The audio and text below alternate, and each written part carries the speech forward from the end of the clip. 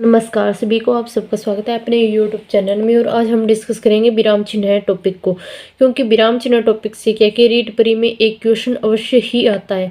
अगर आपको एक नंबर पक्का करना है तो आप वीडियो को बिल्कुल भी स्किप मत कीजिए, एंड तक जरूर बने रहिए। तो रीट 2021 में किस प्रकार से क्वेश्चन पूछा गया था तो वो देखते हैं। सबसे पहले, निम्नलिखित में से उद्धरण के लिए प्रयुक्त किया जाने वाला चिन्ह है, यानी कि उद्धरण के लिए कौन सा चिन्ह प्रयुक्त किया जाता है। ये किया जाता है, या ये किया जाता है, या ये किया जाता है, या ये किया जाता है। इसका राइट ऑप्शन कौन सा रहेगा? 2 नंबर रहेगा। कौन सा रहेगा? 2 नंबर। ये चिन्ह किसके लिए है? ये उद्धरण के लिए चिन्ह काम में लिया जाता है। फिर बात करें कि विराम चिन्ह और विराम चिन्ह के नाम। सबसे पहले कौन सा आएगा देखते हैं। यहाँ पे मैंने जितने भी विराम चिन्ह है उनके नाम लिख दिए, और यहाँ पे क्या कि उन नामों के चिन्ह हैं। तो देख लेते हैं कि पूर्ण विराम या विराम, उसके लिए कौन सा चिन्ह होगा। तो ये क्या है, इस प्रकार का चिन्ह आपको मिलेगा। अर्ध विराम के लिए छोटा सा टिक और ऐसे। फिर है कि अल्प विराम, अल्प विराम के लिए क्या कि सीधा है, शॉर्ट सा मान लो 9। फिर है कि प्रश्नवाचक चिन्ह तो सबको पता है। विस्मयादि बोधक या आश्चर्य चिन्ह है किसे कहेंगे तो हम इसको कहें, जैसे कि हर्ष, हाय, अरे, छी छी। इस प्रकार के क्वेश्चन किस में आते हैं? विस्मयबोधक आते हैं। फिर एक उद्धरण चिन्ह या अवतरण चिन्ह। यहाँ पे क्या कि ये क्वेश्चन दिया गया था, यहाँ पे उद्धरण चिन्ह बोला गया था, लेकिन यहाँ पे क्या कि अवतरण चिन्ह के लिए भी पूछा जा सकता था। सबसे पहले क्या कि चिन्ह है उनके नाम याद रखना बहुत ज़्यादा जरूरी है, क्योंकि कई बार क्या कि नाम को मान लो कि अलग अलग नाम, अगर किसी चिन्ह की 2 नाम है तो दोनों में से कौन सा भी दे सकता है। फिर बात करें कि योजक चिन्ह, योजक चिन्ह के लिए क्या होगा, इतनी बड़ी लाइन से आ जाएगी। फिर एक निर्देशक, देश या संयोजक चिन्ह है तो इसके लिए कि थोड़ी सी बड़ी आ गई। फिर कोष्टक, कोष्टक से भी क्या है कि कोष्टक तो सभी को पता है भी किस प्रकार के होते हैं, तो हमें कोई डाउट नहीं होता है कि हम कर देते हैं। लेकिन कुछ क्या कि मोस्ट इम्पोर्टेंट चिन्ह होते हैं उनको हम क्या थोड़ा सा ध्यान में नहीं रखते हैं, इसलिए क्या है कि वहाँ पे गड़बड़ी ज़्यादा हो जाती है। फिर नेक्स्ट है कि हंसपद, या इसे हम त्रुटि बोधक भी कहते हैं। हंसपद को क्या कहते हैं? हम त्रुटि बोधक भी कहते हैं। त्रुटि बोधक से तो फिर भी हमें याद रह जाएगा, लेकिन हंसपद से क्या कि कम याद रहता है। तो इसका आपको क्या है कि हंसपद, आपको ये सिंबल दिखे तो वो कौन सा होगा? हंसपद या त्रुटि बोधक। फिर है कि विवरण चिन्ह, विवरण चिन्ह कैसे होगा? हम कुछ चीज़ें करते हैं ऐसे ऐसे लगा देते हैं ना, तो वो क्या होता है? हमारा विवरण चिन्ह होता है। फिर उप विराम या अपूर्ण विराम, ये रहेगा। फिर एक कि लाघव चिन्ह, लाघव चिन्ह फिर भी हमें याद रह जाता है, यानी कि 0 होता है, वो क्या है? शून्य सा लिखा मिलेगा, तो वो कौन सा होगा? हमारा लाघव चिन्ह होता है। फिर एक कि लोप चिन्ह, लोप चिन्ह ऐसे टिक मार्क भी हो सकते हैं, प्लस भी होता है, यही होता है लोप चिन्ह। फिर एक कि पुनरुक्ति या सूचक चिन्ह, तो ये हो जाएगी, कौन सा हो जाएगा? ये हो जाएगा। फिर एक दीर्घ उच्चारण चिन्ह, ये शॉर्ट सा अस सा आएगा, एस जैसा सिंबल आपको मिले ना, तो वो कौन सा होगा? वो होगा दीर्घ उच्चारण चिन्ह है। फिर रहेगा तुल्यता सूचक, तुल्यता सूचक तो अब हम कहते हैं थी ऐसे ऐसे कहीं पर लगा हुआ मिले तो वो कौन सा होगा? तुल्यता सूचक। फिर कि समाप्ति सूचक, समाप्ति सूचक इस प्रकार से आपको लगे हुए मिलेंगे। तो आपको क्या है कि मतलब जितने भी चिन्ह हैं उनके नाम और चिन्ह के सिंबल, क्या आपको विराम चिन्ह के सिंबल आपको याद रखने बहुत ज़्यादा जरूरी है। इस टॉपिक से एक क्वेश्चन अवश्य पूछा जाता है। फिर है कि टीका सूचक, टीका सूचक इस प्रकार के सिंबल दिखेंगे आपको। फिर रेखांकन चिन्ह है, इस प्रकार का सिंबल आपको देखने को मिलेगा। तो ये थे हमारे मान लो कि 20 कितने थे? 20 विराम चिन्ह थे। इसमें से मोस्ट इम्पोर्टेंट कौन कौन से, तो वो मैं आपको बता देती हूँ, जिससे क्या कि हर बार क्वेश्चन पूछे जाते हैं। तो सबसे पहले कि पूर्ण विराम, अर्ध विराम, अल्प विराम, विस्मयबोधक, उद्धरण चिन्ह या अवतरण चिन्ह, योजक चिन्ह और हंसपद या त्रुटि बोधक, और फिर नेक्स्ट है विवरण चिन्ह, लाघव चिन्ह और लोप चिन्ह। इनसे क्या कि ज़्यादा क्वेश्चन बनते हैं। तो आपको क्या कि ये तो बिल्कुल कंठस्थ करके जाना है, इनसे क्या कि क्वेश्चन ज़्यादातर पूछे जाते हैं। फिर है कि तुल्यता सूचक चिन्ह, या इससे ज़्यादा पूछे जाते हैं, और दीर्घ उच्चारण चिन्ह। ये इतने हैं कि इनको क्या कि बिल्कुल कंठस्थ कर लेना, 1 नंबर आपका रीट में पक्का हो जाएगा। फिर है कि इनको डिटेल से कुछ मोस्ट इम्पोर्टेंट मान विराम चिन्ह है उनको हम डिटेल से डिस्कस करेंगे। विराम चिन्ह इसका अर्थ क्या होता है? ठहराव, विश्राम या रुकना। ये क्या होता है? विराम चिन्ह का अर्थ होता है, अर्थात कि वाक्य लिखते समय विराम को प्रकट करने के लिए लगाए जाने वाले चिन्ह को क्या कहते हैं? हम विराम चिन्ह कहते हैं। फिर विराम चिन्ह के भेद देखें तो ये क्या कि मैं थोड़ा डिटेल के तौर पे बता देती हूँ। वैसे तो क्या है कि आप उन चिन्हों को याद कर लोगे ना तो काफ़ी है। श्री कामता प्रसाद गुरु जी ने विराम चिन्ह को अंग्रेजी से लिया हुआ है। मानते हैं पूर्ण विराम को छोड़कर शेष सभी विराम चिन्ह को अंग्रेजी से संबंध करते हैं। श्री कामता प्रसाद गुरुजी ने विराम चिन्ह के कितने प्रकार बताए थे? 20 प्रकार बताए थे। कितने प्रकार बताए थे? 20 प्रकार बताए थे। तो फर्स्ट कौन सा है हमारा कि अल्प विराम। अल्प विराम का सिंबल आपको देख ही लिया है, कौन सा होता है? जहाँ थोड़ी सी देर रुकना हो। कितनी देर रुकना हो? थोड़ी सी देर। थोड़ी सी देर रुकना हो तो वो कौन सा होगा? हमारा अल्प विराम चिन्ह का प्रयोग वहाँ किया जाएगा। अर्थात एक से अधिक वस्तुओं को दर्शाने के लिए अल्प विराम चिन्ह का प्रयोग किया जाता है। क्या है कि एक से अधिक, कितनी मतलब एक से अधिक वस्तुओं को दर्शाने के लिए, जैसे कि संज्ञा सर्वनाम हो गए, एक से अधिक आ रहे हैं तो उनके लिए क्या कि हमें अल्प विराम का प्रयोग करना पड़ेगा। जैसे कि हम कह सकते हैं ये संज्ञा शब्द है राम श्याम सीता और मोहन यहाँ आ रहे हैं, तो यहाँ भी क्या है कि ये ऐसे हम करते हैं तो वो कौन सा होगा? अल्प विराम होगा हमारा। अर्ध विराम सेमी कोलोन, यानी कि इसका क्या होगा? ये वहां पे तो सीधा ऐसे था, लेकिन अर्ध विराम में क्या होगा? थोड़ा सा टिक मार्क सा ऊपर और आ जाएगा। इस प्रकार का सिंबल क्या रहेगा? अर्ध विराम रहेगा। तो जहां अल्प विराम की अपेक्षा यानी कि अल्प विराम की तुलना में कुछ अधिक देर रुकना पड़े, क्या हो? कुछ अधिक देर रुकना पड़े, तो वो कौन सा होगा? अर्ध विराम का प्रयोग होगा वहां। जैसे कि सूर्यास्त हो गया, ये क्या कि थोड़ा लंबा वाक्य आ गया, यहाँ पे आगे रुका है।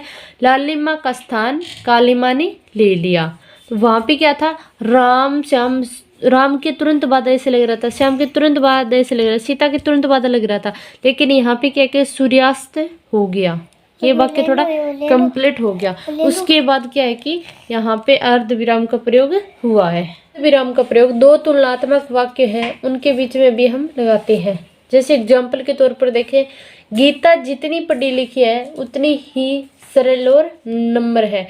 यहाँ पे क्या है कि गीता की तुलना की गई है भी वो किस मतलब इतनी पढ़ी लिखी होने के बावजूद भी क्या है वो बिल्कुल सरल स्वभाव की है, घमंडी नहीं है। फिर नेक्स्ट पॉइंट है कि पूर्ण विराम यानी कि फुल स्टॉप। हम कहते हैं कि यहाँ पे फुल स्टॉप लगा दीजिए, तो उसे क्या कहेंगे?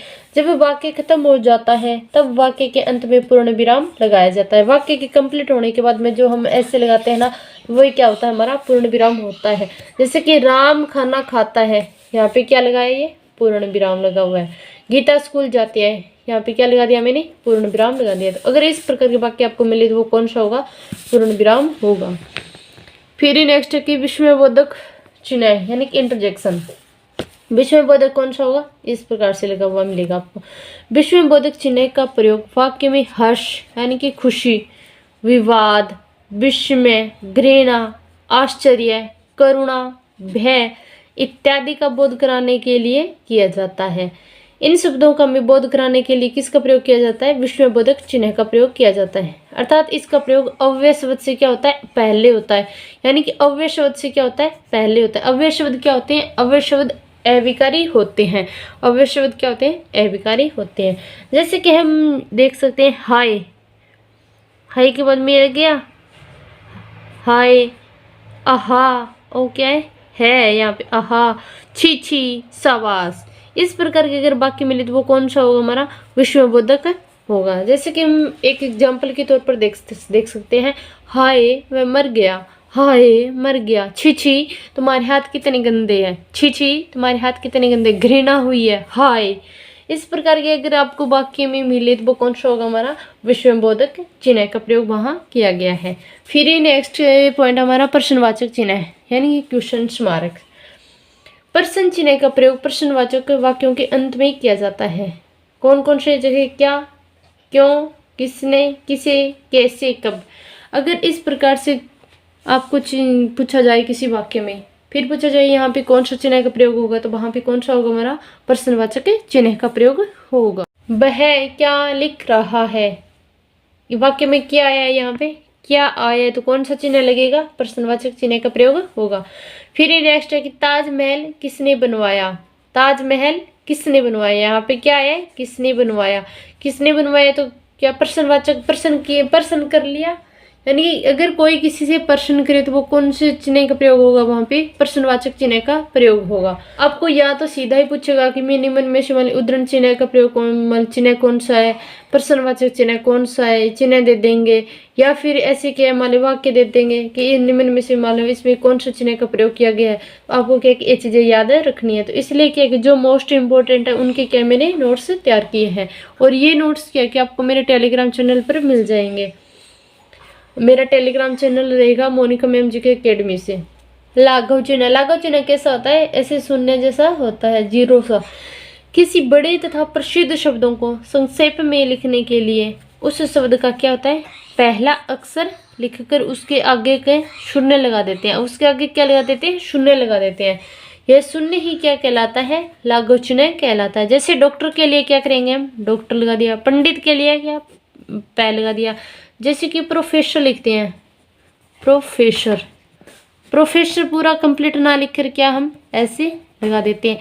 तो ये यहाँ पे किस चिन्ह का प्रयोग हुआ है, तो यहाँ पे हुआ है लाघव चिन्ह का प्रयोग हुआ है। फिर ये नेक्स्ट है कि कोष्टक, ब्रैकेट कितने प्रकार के होते हैं, 3 प्रकार के होते हैं। कोष्टक चिन्ह का प्रयोग अर्थ को और अधिक स्पष्ट करने के लिए शब्द अथवा वाक्यांश को कोष्टक के अंदर लिखकर किया जाता है। जैसे कि उदाहरण के तौर पर हम कह सकते हैं विश्वामित्र ठहरा जा, यानी कि विश्वामित्र क्रोध से कांपते हुए ठहरा जा। फिर ये नेक्स्ट क्वेश्चन है कि ये विवरण चिन्ह क्या कि ज्यादा पूछे जाते हैं, तो हमारा कौन सा रहेगा, विवरण चिन्ह। विवरण चिन्ह का सिंबल क्या होता है, विवरण चिन्ह का सिंबल ऐसे होता है। विवरण चिन्ह का प्रयोग वाक्यांश के विषयों में कुछ सूचक निर्देश आदि देने के लिए किया जाता है। वाक्यांश में क्या कि वाक्यांश के विषयों में कुछ सूचक निर्देश देने के लिए प्रयोग किया जाता है विवरण चिन्ह का। उदाहरण के तौर पर देखें हम कि आम के निम्न फायदे हैं, आम के निम्न फायदे। आम के निम्न फायदे कौन बता सकता है, हमारे बाबा रामदेव बता सकते हैं, या कोई भी आम के मान लो फसल वगैरह है इनको जो भी लगाते हैं तो वो बता सकते हैं।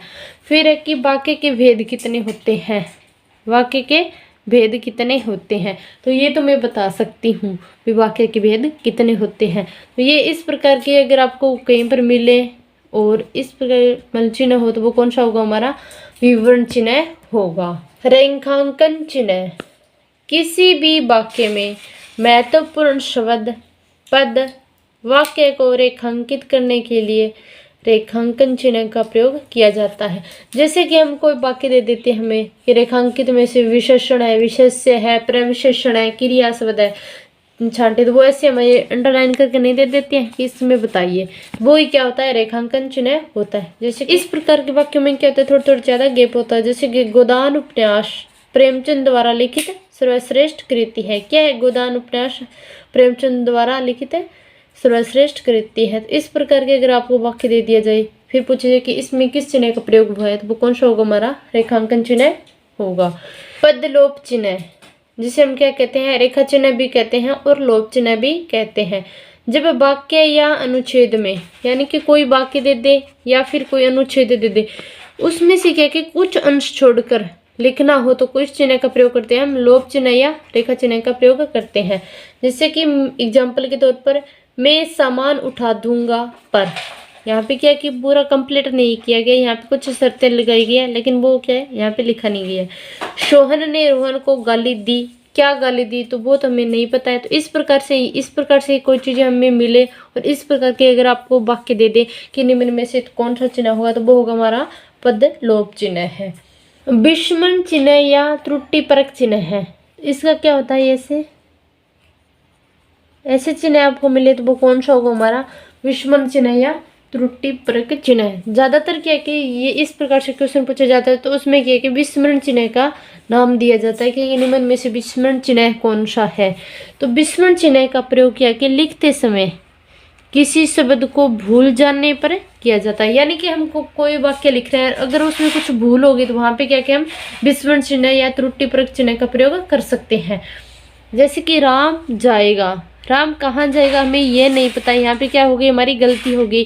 फिर वाक्य क्या था, राम बाजार जाएगा, लेकिन हमने क्या लिख दिया, सीधा ही राम जाएगा। फिर नेक्स्ट है कि मोहन बहुत लड़का है। मोहन क्या है हमें ये कंप्लीट नहीं पता है, हमें तो सिर्फ इतना ही पता है कि मोहन बहुत लड़का है, लेकिन वाक्य क्या था, मोहन बहुत ईमानदार लड़का है। मोहन क्या है, बहुत ईमानदार लड़का है। तो ईमानदार की जगह क्या गया, हमारा हमसे क्या होगी, त्रुटि होगी, यानी कि गलती होगी। तो उस जगह क्या हम प्रयोग कर सकते हैं, उस जगह हम विस्मरण चिन्ह या त्रुटिपरक चिन्ह का प्रयोग कर सकते हैं।